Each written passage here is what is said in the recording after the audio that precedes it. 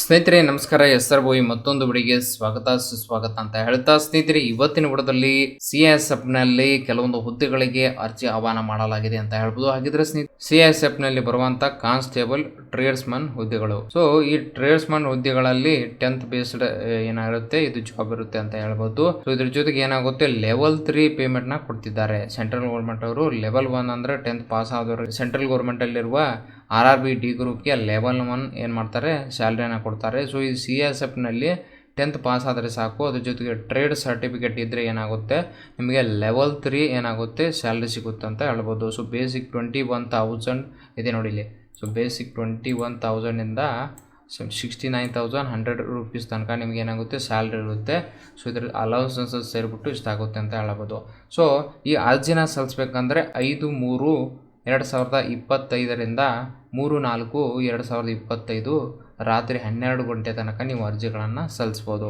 ಯಾರೆಲ್ಲ ಸಲ್ಲಿಸ್ಬೋದು ಅಂದರೆ ಮೇಲ್ ಮತ್ತು ಫಿಮೇಲ್ ಇಬ್ಬರು ಕೂಡ ಇಂಡಿಯನ್ ಸಿಟಿಜನ್ ಇರೋರು ಅರ್ಜಿಗಳನ್ನು ಸಲ್ಲಿಸ್ಬೋದು. ಓಕೆ, ಸೊ ಇಲ್ಲಿ ಏನೇನಿರುತ್ತೆ, ಅಪ್ಲಿಕೇಶನ್ ಹಾಕ್ತೀರಾ. ಅಪ್ಲಿಕೇಶನ್ ಏನಾಗಿರುತ್ತೆ ಅಂದರೆ ಯಾವುದೇ ರೀತಿ ಆಫ್ಲೈನ್ ಮೋಡ್ ಇಲ್ಲ. Application will be accepted through online mode ಅಂತ ಕೊಟ್ಟಿದ್ದಾರೆ. ಸೊ ಯಾವುದೇ ರೀತಿ ನೀವು ಆಫ್ಲೈನ್ ಮೂಲಕ ಅರ್ಜಿಗಳನ್ನು ನೀವು ಕಳಿಸಿದರೆ ಅದು ಆಕ್ಸೆಪ್ಟ್ ಮಾಡಲ್ಲ. ಸೊ ನೀವು ಆನ್ಲೈನ್ ಮೂಲಕವೇ ಅರ್ಜಿನ ಸಲ್ಲಿಸಬೇಕಾಗುತ್ತೆ. ನಂತರ ಏನೇನಿರುತ್ತೆ, PT ಇರುತ್ತೆ, ನಂತರ PST ಇರುತ್ತೆ. PST ಆದ ನಂತರ ಡಾಕ್ಯುಮೆಂಟೇಷನ್ ಇರುತ್ತೆ, ನಂತರ ಟ್ರೇಡ್ ಟೆಸ್ಟ್ ಇರುತ್ತೆ. ಟ್ರೇಡ್ ಟೆಸ್ಟ್ ಆದ ನಂತರ ರಿಟರ್ನ್ ಎಕ್ಸಾಮ್ ಇರುತ್ತೆ. ರಿಟರ್ನ್ ಎಕ್ಸಾಮ್ ಆದ ನಂತರ ಕೊನೆಯದಾಗಿ ಮೆಡಿಕಲ್ ಎಕ್ಸಾಮಿನೇಷನ್ ಆದ ನಂತರ ನಿಮ್ಮ ರಿಸಲ್ಟ್ನ ಅನೌನ್ಸ್ ಮಾಡ್ತಾರೆ. ಓಕೆ, ಕಾರ್ಡ್ ಏನಾಗುತ್ತೆ, admit card any stage examination will be not send to post. ಅಂದರೆ ಪೋಸ್ಟ್ ಮೂಲಕ ಯಾವುದೇ ರೀತಿ ನಿಮ್ಮ ಅಡ್ಮಿಟ್ ಕಾರ್ಡ್ ಕಳಿಸಲ್ಲ. ಅದನ್ನು ಏನು ಮಾಡ್ತಾರೆ, ಇಲ್ಲಿ ಕೊಟ್ಟಿರುವಂಥ ವೆಬ್ಸೈಟ್ ಇರುತ್ತೆ. ಈ ವೆಬ್ಸೈಟ್ನ ನೋಟ್ ಡೌನ್ ಮಾಡಿಕೊಟ್ಕೊಳ್ಳಿ. ಈ ವೆಬ್ಸೈಟ್ ಏನು ಮಾಡ್ತಾರೆ, ಅಲ್ಲಿ ಮೆನ್ಷನ್ ಮಾಡ್ತಾರೆ. ಜಸ್ಟ್ ಅದ್ರ ಮೇಲೆ ಕ್ಲಿಕ್ ಮಾಡ್ತೀನಿ ನೋಡಿ. ಈ ವೆಬ್ಸೈಟ್ಗೆ ಕ್ಲಿಕ್ ಮಾಡಿದ್ರೆ ಓಪನ್ ಲಿಂಕ್ ಅಂತ ಇರುತ್ತೆ. ಈ ರೀತಿ ಪೇಜ್ ಓಪನ್ ಆಗುತ್ತೆ. Okay, central inter security force ಅಂತ ಅವರ ಇದು ಒಂದು ವೆಬ್ಸೈಟ್, ಗೌರ್ಮೆಂಟ್ ವೆಬ್ಸೈಟ್ ಇರುತ್ತೆ. ಇದರಲ್ಲಿ ನೋಟಿಫಿಕೇಶನ್ ಬೋರ್ಡ್ ಇರುತ್ತಲ್ಲ, ಇಲ್ಲಿ ಅನೌನ್ಸ್ ಮಾಡ್ತಾರೆ. ಅಲ್ಲಿ ಕ್ಲಿಕ್ ಮಾಡಿದ್ರೆ ಸಾಕು, ನಿಮ್ಮ ಅಡ್ಮಿಟ್ ಕಾರ್ಡ್ನ ನೀವು ಡೌನ್ಲೋಡ್ ಮಾಡ್ಕೊಳ್ಬೋದು. ಸೊ ಇದರಲ್ಲಿ 10% ಏನು ಮಾಡಿದ್ದಾರೆ ಅಂದರೆ ಮಹಿಳೆಯರಿಗೋಸ್ಕರ ರಿಸರ್ವೇಶನ್ ಕೊಟ್ಟಿದ್ದಾರೆ, ವಯಸ್ಸನ್ನ ಕೊಟ್ಟಿದ್ದಾರೆ. ಸೊ ಏಜ್ ಅಂತ ಬಂದರೆ 1/8/2025. ಇಲ್ಲಿ education qualification caste certificate based ಮೇಲೆ 3/4/2025 ಅಂತ ಕೊಟ್ಟಿದ್ದಾರೆ. ಸೊ ಈಗಾಗಲೇ ಇರುವಂಥ ಪೇಮೆಂಟ್ ಸ್ಕೇಲ್ ಕೂಡ ಇದೆ ನೋಡಿ, ಪೇ ಸ್ಕೇಲ್ ಅಂತ ಇದೆ ನೋಡಿ. ಸೊ ಲೆವೆಲ್ 3 ಪೇಮೆಂಟ್ನ ನಿಮಗೆ ಕೊಡ್ತಾರೆ. ಸೊ ಯಾರು ಸಲ್ಲಿಸಬೇಕು, candidate must be citizen of India, ಇವ್ರು ಮಾತ್ರ ಅರ್ಜಿಗಳನ್ನು ಸಲ್ಲಿಸ್ಬೋದು. ಸೊ ವೇಕೆನ್ಸಿ ನೋಡ್ಬೋದು ಸ್ನೇಹಿತರೆ, ವೇಕೆನ್ಸಿ ಏನೇನು ಬರುತ್ತೆ. ಸೊ ಇದರಲ್ಲಿ ವೇಕೆನ್ಸಿ ಅಂತ ಬಂದಾಗ ಹೈಯೆಸ್ಟ್ ವೇಕೆನ್ಸಿ ಯಾವುದಿದೆ, ಕುಕ್ ಅಂತ ಇದೆ ನೋಡಿ. ಕುಕ್ ಎಷ್ಟಿದೆ, 493 ಇದೆ. ನಂತರ ಬರೋದು ಯಾವುದು, ಬಾರ್ಬರು 199 ಇದೆ. ನಂತರ 262 ಯಾವುದಿದೆ, ವಾಷರ್ ಮ್ಯಾನ್ ಇದೆ. 152 ಏನಿದೆ, ಇದು ಸ್ವೀಪರ್ ಇದೆ. ಇದೆಲ್ಲವನ್ನು ಬಿಟ್ಟು ಉಳಿದಿದ್ದ ಪೋಸ್ಟ್ಗಳೇನೆ ಕಡಿಮೆ ಇದೆ. ನಂತರ ಸ್ನೇಹಿತರೆ ಟೋಟಲ್ ಎಷ್ಟಿದೆ ಅಂದರೆ 1161 ಪೋಸ್ಟ್ ಇದೆ. ಅದರಲ್ಲಿ ಮೇಲ್ ಕ್ಯಾಂಡಿಡೇಟ್ಗೆ 945 ಇದೆ, ಫಿಮೇಲ್ಗೆ 103 ಇದೆ. ಸೊ ಟೋಟಲ್ ಆಗಿ 1048 ಹುದ್ದೆಗಳ ಆಗುತ್ತವೆ. ಅದರ ಜೊತೆಗೆ ESM ಅಂದ್ರೆ ಎಕ್ಸ್ ಸರ್ವಿಸ್ ಮ್ಯಾನ್ ಅಂತ ಇರ್ತಾರಲ್ಲ, ಅಂತವರಿಗೆ 113 ಪೋಸ್ಟ್ಗಳಿವೆ. ಎಲ್ಲವೂ ಸೇರಿ 1161 ಪೋಸ್ಟ್ ಆಗುತ್ತೆ. ಸ್ನೇಹಿತರೆ ಇನ್ನೊಂದು ಏನಾಗುತ್ತೆ ಅಂದ್ರೆ, ನೀವು ಯಾವುದೇ ಒಂದು ಟ್ರೇಡ್ಗೆ ಅರ್ಜಿನ ಸಲ್ಲಿಸಬೇಕು, ಅದರ ಬಗ್ಗೆ ನಿಮಗೆ ಸಂಪೂರ್ಣವಾದ ಮಾಹಿತಿ ಗೊತ್ತಿದ್ರೆ, ಅದರ ಬಗ್ಗೆ ನಿಮಗೆ ಅರ್ತಿದ್ರೆ ಮಾತ್ರ ನೀವೇನು ಮಾಡ್ಕೋಗುತ್ತೆ, ಅದಕ್ಕೆ ಅಪ್ಲೈ ಮಾಡಿ. ಈಗ ನೋಡಿ, ಕುಕ್ಕಿಗೆ 493 ಪೋಸ್ಟ್ ಇದ್ದರೆ ಯಾವುದೇ ರೀತಿ ನೀವು ಅದನ್ನು ಸಲ್ಲಿಸಕ್ಕೆ ಹೋಗ್ಬೇಡಿ. ಯಾಕಂದರೆ ನಿಮಗೆ ಕುಕ್ ಮಾಡಲಿಕ್ಕೆ ಬರ್ತಾ ಇದ್ರೆ ಅಲ್ಲಿ ಟ್ರೇಡ್ ಟೆಸ್ಟ್ ಆಗುತ್ತೆ. ಸೊ ಆ ಟ್ರೇಡ್ ಟೆಸ್ಟಲ್ಲಿ ನಿಮಗೆ ಚಪಾತಿ ಮಾಡಲಿಕ್ಕೆ ಬರುತ್ತಾ, ಅಥವಾ ರೈಸ್ ಮಾಡಲಿಕ್ಕೆ ಬರುತ್ತವಾ, ಇನ್ನಿತರ ಇಡ್ಲಿ ಆಗಿರ್ಬೋದು, ಮತ್ತೇನಾದರೂ ಮಾಡಲಿಕ್ಕೆ ನಿಮ್ಗೆ ಹೇಳಿದ್ರೆ ಅಲ್ಲಿ ಮಾಡಬೇಕಾಗುತ್ತೆ. ಆ ಒಂದು ಸಮಯದಲ್ಲಿ ನೀವೇನಾದರೂ ಅದನ್ನು ಮಾಡಲಿಲ್ಲ ಅಂದರೆ ನಿಮ್ಮನ್ನು ರಿಜೆಕ್ಟ್ ಮಾಡಲಾಗುತ್ತೆ. ಅದೇ ರೀತಿ ಇಲ್ಲಿ ಬಾರ್ಬರ್ ಅಂತ ಕೊಟ್ಟಿದ್ದಾರೆ.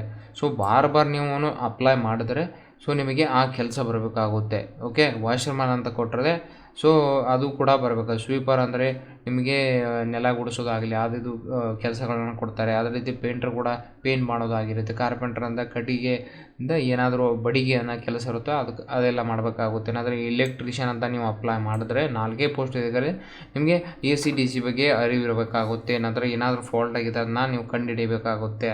ಓಕೆ, ವೆಲ್ಡರ್ ನೀವು ಅಪ್ಲೈ ಮಾಡಿದ್ರೆ ವೆಲ್ಡಿಂಗ್ ನಿಮಗೆ ಮಾಡಲಿಕ್ಕೆ ಬರಬೇಕಾಗುತ್ತೆ. ಈ ಎಲ್ಲ ಪೋಸ್ಟ್ಗಳನ್ನು ನೀವು ಅಪ್ಲೈ ಮಾಡಬೇಕಂದ್ರೆ ಅದರ ಬಗ್ಗೆ ನೀವು ಅರಿತಿರಬೇಕಾಗುತ್ತೆ. ಆವಾಗ ಮಾತ್ರ ನೀವು ಅರ್ಜಿನ ಸಲ್ಲಿಸಬೇಕಾಗುತ್ತೆ. ಸ್ನೇಹಿತರೆ ಇವಾಗ ಜನರಲ್ ಆಗಿ ಯಾವ್ದಾವ್ದು ಪೋಸ್ಟ್ ಬರ್ತದೆ ಅದು ಹೇಳಿದ್ದೀನಿ. ಇಲ್ಲಿ ಇನ್ನೊಂದು ಏನು ಕೊಟ್ಟಿದ್ದಾರೆ ಅಂದರೆ ಎಕ್ಸ್ ಸರ್ವಿಸ್ ಮ್ಯಾನ್ ಯಾರು ಇರ್ತಾರಲ್ಲ ಅಂಥವರಿಗೆ ಟೋಟಲ್ 113 ಪೋಸ್ಟ್ ಇವೆ. ಅದರಲ್ಲಿ ಕುಕ್ಗೆ 49, ನಂತರ ಕಾಂಬ್ಲರ್ ಅಂತ ಇದೆ, ಅದು 1 ಪೋಸ್ಟ್ ಇದೆ, ಟೇಲರ್ 2 ಪೋಸ್ಟ್ ಇದೆ. ನಂತರ ಅದೇ ಬಾರ್ಬರ್ 19 ಕೊಟ್ಟಿದ್ದಾರೆ, ವಾಷರ್ಮ್ಯಾನ್ 26, ನಂತರ ಸ್ವೀಪರ್ 15 ಮತ್ತು ಕೊನೆಯದಾಗಿ ಕಾರ್ಪೆಂಟರ್ 1 ಪೋಸ್ಟ್ನ ಕೊಟ್ಟಿದ್ದಾನೆ. ಈ ರೀತಿ ಎಕ್ಸ್ ಸರ್ವಿಸ್ ಮ್ಯಾನ್ ಯಾರು ಇರ್ತಾರಲ್ಲ ಅವರು ಕೂಡ ಇದನ್ನ ಅರ್ಜಿ ಹಾಕ್ಬೋದು. 113 ಪೋಸ್ಟ್ಗಳಿರುತ್ತೆ.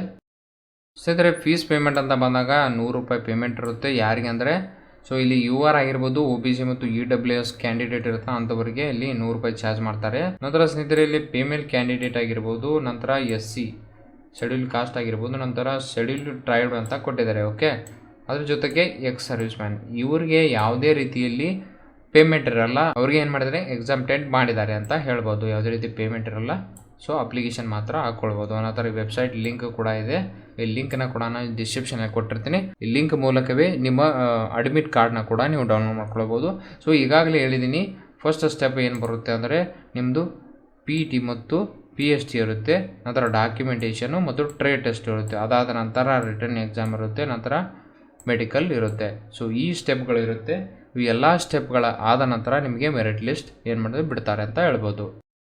ನಂತರ ಸ್ನೇಹಿತರೆ ನೋಡ್ಬೋದು, ಇಲ್ಲಿ ಎಲಿಜಿಬಿಲಿಟಿ ಕ್ರೈಟೀರಿಯಾ ಅಂತ ಇದೆ. ಎಜುಕೇಷನ್ ಏನಾಗಿರಬೇಕು, ನಿಮ್ಮದು ಮೆಟ್ರಿಕ್ಯುಲೇಷನ್ ಪಾಸ್ ಆದರೆ ಸಾಕು. ಇದ್ರ ಜೊತೆಗೆ ಮೆಟ್ರಿಕ್ಯುಲೇಷನ್ ಅಂದರೆ 10ನೇ ತರಗತಿ ಪಾಸ್ ಆದ ನಂತರ equivalent from the recognised board ಅಂತ ಕೊಟ್ಟಿದ್ದಾರೆ.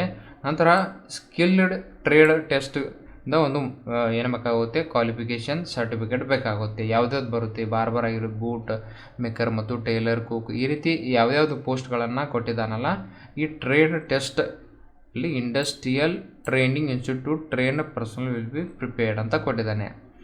ಈ ಟ್ರೇಡ್ಗಳನ್ನು ನೀವು ಮಾಡಿರುವ ಸರ್ಟಿಫಿಕೇಟ್ ಬೇಕಾಗುತ್ತೆ. ನಂತರ recognised board unskilled trades on or before closing date receipt online application form.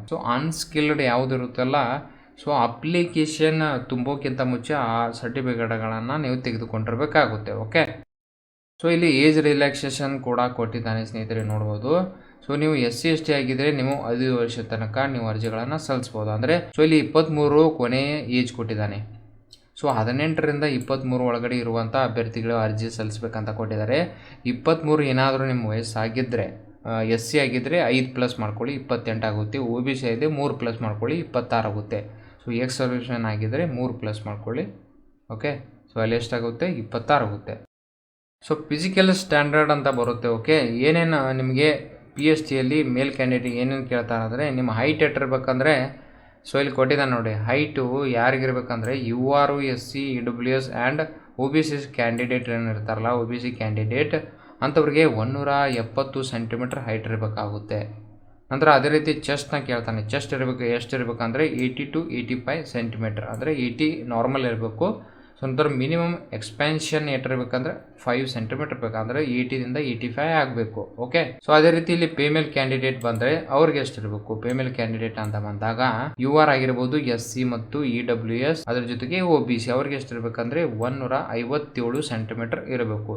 ಇದ್ರಿಗೆ ಯಾವುದೇ ರೀತಿಯಲ್ಲಿ ಇಲ್ಲಿ ಕೊಟ್ಟಿದ್ದಾರೆ, there is no minimum requirement of chest in case of for female, ಅಂದರೆ ಮಹಿಳೆಯರಿಗೆ ಯಾವುದೇ ರೀತಿಯಲ್ಲಿ ಚೆಸ್ಟ್ ನ ತೆಗೆದುಕೊಳ್ಳಲ್ಲ ಅಂತ ಹೇಳ್ಬೋದು. ಓಕೆ ಸ್ನೇಹಿತರೆ, PET ಅಂತ ಬಂದ ನೋಡ್ಬೋದು, ಫಿಸಿಕಲ್ ಎಫಿಷಿಯನ್ಸಿ ಟೆಸ್ಟ್ ಅಂತ ಬಂದಾಗ ಹುಡುಗರಿಗೆ ನೋಡ್ಬೋದು, ಹುಡುಗರಿಗೆ ಏನಿರುತ್ತೆ 1.6 ಕಿಲೋಮೀಟರ್ 6 ನಿಮಿಷ 30 ಸೆಕೆಂಡಲ್ಲಿ ಅವರು ಓಡಬೇಕಾಗುತ್ತೆ. ಅದೇ ರೀತಿ ಫಿಮೇಲ್ ಕ್ಯಾಂಡಿಡೇಟ್ ಅಂತ ಬಂದಾಗ ಮಹಿಳೆಯರಿಗೆ ಇಲ್ಲಿ 800 ಮೀಟರ್ ಇರುತ್ತೆ, ಅದನ್ನು ನೀವು 4 ನಿಮಿಷದಲ್ಲಿ ಓಡಬೇಕಾಗುತ್ತೆ. 800 ಮೀಟರ್ ಅಂದರೆ 2 ರೌಂಡ್ ಇರುತ್ತೆ. ಓಕೆ, ಅವರು 4 ನಿಮಿಷದಲ್ಲಿ ಓಡಬೇಕಾಗುತ್ತೆ.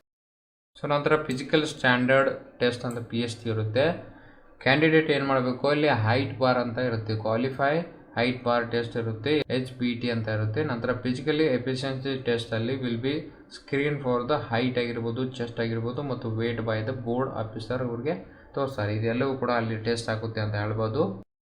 ನಂತರ ನೋಡಬಹುದು ಇಲ್ಲಿ ನಿಮಗೆ ಏನೇನು ಡಾಕ್ಯುಮೆಂಟ್ಸ್ಗಳನ್ನು ತೆಗೆದುಕೊಂಡು ಹೋಗಬಹುದು. ಇಲ್ಲಿ ಎಜುಕೇಷನ್ ಏನಾಗಿದೆ, ನಿಮ್ಮದು 10th ಮಾರ್ಕ್ಸ್ ಶೀಟ್ನ ತೆಗೆದುಕೊಳ್ಳುವವರಿಗೆ ಅದರಲ್ಲಿ ಡೇಟ್ ಆಫ್ ಬರ್ತ್ ಬೇಕಂದರೆ ಅದಕ್ಕೆ ಏನು ಬೇಕಾಗುತ್ತೆ, SSLC ಮಾರ್ಕ್ಸ್ ಕಾರ್ಡ್ ಬೇಕಾಗುತ್ತೆ. ಡೇಟ್ ಆಫ್ ಬರ್ತ್ಗೆ SSLC ಮಾರ್ಕ್ಸ್ ಕಾರ್ಡಲ್ಲಿ ನಿಮಗೆ 10th ಮಾರ್ಕ್ಸ್ ಶೀಟ್ ಇದ್ದರೆ ನಡೆಯುತ್ತೆ. ಓಕೆ, ಡೊಮೇಷನ್ ಸರ್ಟಿಫಿಕೇಟ್ನ ತೆಗೆದುಕೊಂಡು ಹೋಗಬೇಕಾಗುತ್ತೆ. ನಂತರ SC ST ಆಗಿದ್ದರೆ SC ST, OBC, ನಾನ್ ಕ್ರಿಮಿನಲ್ ಆಗಿರ್ಬೋದು ಮತ್ತು EWS ಜನರಲ್ ಏನಾದರೂ ಆಗಿದ್ದರೆ ಆ ಸರ್ಟಿಫಿಕೇಟ್ಗಳನ್ನು ನೀವು ತೆಗೆದುಕೊಂಡು ಹೋಗಬೇಕಾಗುತ್ತೆ. ಕಾಸ್ಟ್ ಸರ್ಟಿಫಿಕೇಟ್ ಇದ್ದರೆ ಅದು ಕೂಡ ಇಲ್ಲಿ ತೆಗೆದುಕೊಂಡು ಹೋಗಬೇಕಾಗುತ್ತೆ. ಓಕೆ, ಅದ್ರ ಜೊತೆಗೆ ಸ್ನೇಹಿತರೆ 4 ಪಾಸ್ಪೋರ್ಟ್ ಸೈಜ್ ಫೋಟೋ ಕೂಡ ಬೇಕಾಗುತ್ತೆ. ನೋಡ್ಬೋದು ಇಲ್ಲಿ 4 passport size more than 3 month ಅಂತ ಕೇಳಿದ್ದಾನೆ. 3 ತಿಂಗಳ ಹಳೇದಿರಬಾರ್ದು, ರೀಸೆಂಟಾಗಿ ತೆಗೆದುಕೊಂಡಿರುವಂಥ ಫೋಟೋಗಳನ್ನು ತೆಗೆದುಕೊಂಡು ಹೋಗಿ 4.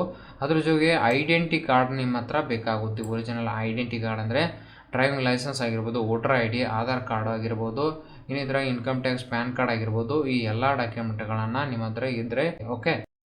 ಸ್ನೇಹಿತರೆ ಕೊನೆಯದಾಗಿ ನಿಮ್ಗೆ ಹೇಳ್ಕೊಡ್ತೀನಿ, ಈಗ ಟ್ರೇಡ್ ಟೆಸ್ಟ್ ಅಂದರೆ ಏನು. ಸೊ ಟ್ರೇಡ್ ಟೆಸ್ಟ್ ಅಂತ ಬಂದಾಗ ಅದರಲ್ಲಿ ಏನು ಮಾಡ್ತಾರೆ ಅಂದರೆ all the candidate declared the pass in HPT and PET, PhD and documentation. ಏನಾದರೂ ಈ ಎಲ್ಲ ಸ್ಟೇಜ್ನ ನೀವು ಏನಾದರೂ ಪಾಸ್ ಆಗಿದ್ದರೆ ಮುಂದೆ ನಿಮಗೆ ಟ್ರೇಡ್ ಟೆಸ್ಟ್ ಇರುತ್ತೆ. ಓಕೆ, ಟ್ರೇಡ್ ಟೆಸ್ಟಲ್ಲಿ ಏನು ಮಾಡ್ತಾನಂದರೆ ಸಪೋಸ್ ಒಂದು ಎಕ್ಸಾಂಪಲ್ ಕೊಡ್ತೀನಿ.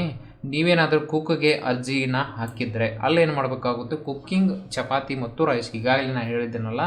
ಸೊ ನೀವು ಅಪ್ಲೈ ಮಾಡೋಕ್ಕಿಂತ ಮುಂಚೆ ಅದರ ಬಗ್ಗೆ ನೀವು ಅರಿತಿರಬೇಕಾಗುತ್ತೆ, ಅದು ನಿಮಗೆ ಬರುತ್ತಾ ಅಥವಾ ಇಲ್ಲ ಅಂತ. ಓಕೆ, ಕುಕ್ಕಿಂಗ್ ಅಲ್ಲಿ ಚಪಾತಿ ಮಾಡಬೇಕಾಗುತ್ತೆ, ರೈಸ್ ಮಾಡಬೇಕಾಗುತ್ತೆ, ನಂತರ ಕುಕ್ಕಿಂಗ್ ವೆಜಿಟೇಬಲ್, ದಾಲ್, ಸಾಂಬಾರು, ಈ ರೀತಿ ಇಡ್ಲಿಗಳನ್ನು ಮಾಡಬೇಕಾಗುತ್ತೆ. ಅದರ ಜೊತೆ cooking meet and fish, egg, kheer, ಈ ರೀತಿ ಇದನ್ನು ಕೂಡ ಮಾಡಬೇಕಾಗುತ್ತೆ. ಓಕೆ, ಸೊ ಅದರ ಜೊತೆಗೆ ನೋಡ್ಬೋದು ಇಲ್ಲಿ ಬೂಟ್ ಮೇಕರ್ ಅಂತ ಕೊಟ್ಟಿದ್ದಾನೆ. ಸೊ ಇಲ್ಲಿ ಬೂಟ್ ಮೇಕರ್ ಅಂತ ಕೊಟ್ಟಿದ್ದಾನೆ. ಸೊ ಬೂಟ್ ಮೇಕರ್ ಅಂದರೆ ನೀವು polishing of the shoes, handling of the tools, cutting and leather, repair and stitching of the shoes ಅಂದರೆ ಆ ಶೂಸ್ಗಳು ಏನಾದ್ರು ಹರಿದೋಗಿದ್ರೆ ಅದು ಸ್ಟಿಚ್ ಕೂಡ ಹಾಕಬೇಕಾಗುತ್ತೆ. ಅದರ ಜೊತೆಗೆ ನೀವು ಟೇಲರ್ಗೆ ಏನಾದರೂ ಅಪ್ಲೈ ಮಾಡಿದರೆ so taking measurement of the personal ಅಂದರೆ ಅವ್ರದ್ದು ಮೆಜರ್ಮೆಂಟ್ ತೆಗೆದುಕೊಳ್ಬೇಕಾಗುತ್ತೆ. ಅದು ತೆಗೆದುಕೊಳ್ಳಿ ನಿಮಗೆ ಬರಬೇಕಾಗುತ್ತೆ. ಓಕೆ, ಸೊ ಸುಮ್ಮನೆ ನಾನು ಟೇಲರ್ ಹಾಕಿದ್ದೀನಿ ಏನೋ ಒಂದು ಕೆಲಸ ಕೊಡ್ತಾರೆ ನಾನು ಮಾಡಿಬಿಡ್ತೀನಿ ಅಂದರೆ ಆ ರೀತಿ ಇರಲ್ಲ. ಸೊ ಅಲ್ಲಿ ಆ ಕೆಲಸಗಳನ್ನು ಕೊಡ್ತಾರೆ, ಅದು ನಿಮಗೆ ಮಾಡಲಿಕ್ಕೆ ಬರಬೇಕಾಗುತ್ತೆ. ಸೊ ಟ್ರೇಡ್ ಟೆಸ್ಟ್ನಲ್ಲಿ ಇದನ್ನೆಲ್ಲ ಅವರು ಕೇಳ್ತಾರೆ. ಓಕೆ, ಕಟಿಂಗ್ ಕ್ಲಾತ್ಸ್ ಅಂದರೆ ಬಟ್ಟೆಗಳನ್ನು ಏನು ಮಾಡಬೇಕಾಗುತ್ತೆ, ಕಟ್ ಮಾಡಬೇಕಾಗುತ್ತೆ. ಸೊ ಆ ಮೆಜರ್ಮೆಂಟ್ ಯಾವ ರೀತಿ ಇರುತ್ತೆ ಅದನ್ನ ಕಟ್ ಮಾಡಬೇಕಾಗುತ್ತೆ. ನಂತರ ಆ ಬಟ್ಟೆಗಳಿಗೆ ಸ್ಟಿಚಿಂಗ್ ಆಫ್ ದ ಯೂನಿಫಾರ್ಮ್, ಏನು ಯೂನಿಫಾರ್ಮ್ ಕಟ್ ಮಾಡಿಕೊಟ್ಟಿರ್ತಾರಲ್ಲ ಅದು ಸ್ಟಿಚ್ ಕೂಡ ಹಾಕಬೇಕಾಗುತ್ತೆ. ಇದು ಬಂದರೆ ಮಾತ್ರ ನಿಮ್ಗೆ ಏನಾಗುತ್ತೆ ಟ್ರೇಡ್ ಟೆಸ್ಟಲ್ಲಿ ಪಾಸ್ ಆಗ್ತಾರೆ, ಇಲ್ವಾದರೆ ಏನು ಮಾಡ್ತಾರೆ ಫೇಲ್ ಮಾಡ್ತಾರೆ. ಓಕೆ, ಸೊ ಇಲ್ಲಿ ತನಕ ಅಲ್ಲಿ ಹೋಗಿ ನಾನೇನೋ ಒಂದು ಪೋಸ್ಟ್ ಹಾಕಿದ್ದೀನಿ ನನಗೆ ಅದು ಬರಲಿಲ್ಲ ಸೊ ಸುಮ್ಮನೆ ಹಾಕಿದ್ದೀನಿ ಅಂತ ಆವಾಗ ನೀವು ನರ್ವಸ್ ಆಗಬಾರ್ದು. ಅದಕ್ಕೆ ಈ ಅಪ್ಲಿಕೇಶನ್ ಹಾಕೋಕ್ಕಿಂತ ಮುಂಚೆ ಇದರ ಬಗ್ಗೆ ನೀವು ಸಂಪೂರ್ಣವಾದ ಮಾಹಿತಿನ ತಿಳ್ಕೊಂಡು ಅರ್ಜಿಗಳನ್ನು ಹಾಕಬೇಕಾಗುತ್ತೆ. ಸ್ನೇಹಿತರೆ ಇವತ್ತಿನ ವಿಡಿಯೋದಲ್ಲಿ CISFನಲ್ಲಿ ಕರೆದಿರುವಂಥ ಕಾನ್ಸ್ಟೇಬಲ್ ಟ್ರೇಡ್ಸ್ಮನ್ ಹುದ್ದೆಗಳಿಗೆ ಯಾವ ರೀತಿ ಅರ್ಜಿಗಳನ್ನು ಸಲ್ಲಿಸಬೇಕು, ಹೇಗೆ ಸಲ್ಲಿಸಬೇಕು, ಸೊ ಅದರ ಬಗ್ಗೆ ಸಂಪೂರ್ಣವಾದ ಮಾಹಿತಿನ ಕೊಟ್ಟಿದ್ದೀನಿ ಸ್ನೇಹಿತರೆ. ಇದ್ರ ಜೊತೆ ಅಪ್ಲಿಕೇಶನ್ ಯಾವಾಗ ಕರೆದಿದ್ದಾರೆ, ಯಾವಾಗ ಅಪ್ಲಿಕೇಶನ್ ಕ್ಲೋಸ್ ಆಗುತ್ತೆ, ಸೊ ಪೇಮೆಂಟ್ ಯಾವ ರೀತಿ ಇರುತ್ತೆ, ಫೀಸ್ ಯಾವ ರೀತಿ ಕಟ್ಟಬೇಕು, ಏಜ್ ಯಾವ ರೀತಿ ಇರುತ್ತೆ, ಸೊ ಯಾರ್ಯಾರಿಗೆ ಏಜ್ ಎಷ್ಟು ಇರುತ್ತೆ, ನಂತರ ಇದ್ರ ಜೊತೆಗೆ ಟ್ರೇಡ್ ಟೆಸ್ಟ್ ಯಾವಾಗ ತೆಗೆದುಕೊಳ್ಳಲಾಗುತ್ತದೆ, ಸೊ ಅದರಲ್ಲಿ ಏನೇನು ನಾವು ಸಮಸ್ಯೆಗಳು ಬರುತ್ತೆ, ಇದು ಎಲ್ಲದರ ಬಗ್ಗೆ ಕೂಡ ನಾನು ಚರ್ಚೆ ಮಾಡಿದ್ದೀನಿ ಅಂತ ಹೇಳ್ಬೋದು. ಈ ವಿಡಿಯೋನ ಸಂಪೂರ್ಣವಾಗಿ ಪೂರ್ತಿಯಾಗಿ ನೋಡಿದ್ರೆ ಮಾತ್ರ ನಿಮಗೆ ಇದರ ಬಗ್ಗೆ ಮಾಹಿತಿ ದೊರೆಯುತ್ತೆ ಅಂತ ಹೇಳ್ತಾ ಸ್ನೇಹಿತರೆ ಈ ಒಂದು ವಿಡಿಯೋ ನಿಮಗೆ ಇಷ್ಟವಾಗಿದ್ದರೆ ಲೈಕ್ ಮಾಡಿ, ಸಬ್ಸ್ಕ್ರೈಬ್ ಮಾಡಿ, ತಪ್ಪದೇ ತಮ್ಮ ಬಂಧು ಮಿತ್ರರಿಗೆ ಶೇರ್ ಮಾಡಿ ಅಂತ ಹೇಳ್ತಾ ಅಲ್ಲಿವರೆಗೆ ಮತ್ತೊಂದು ವಿಡಿಯೋ ಜೊತೆ ಬರ್ತೀನಿ. ಜೈ ಹಿಂದ್, ಜೈ ಕರ್ನಾಟಕ.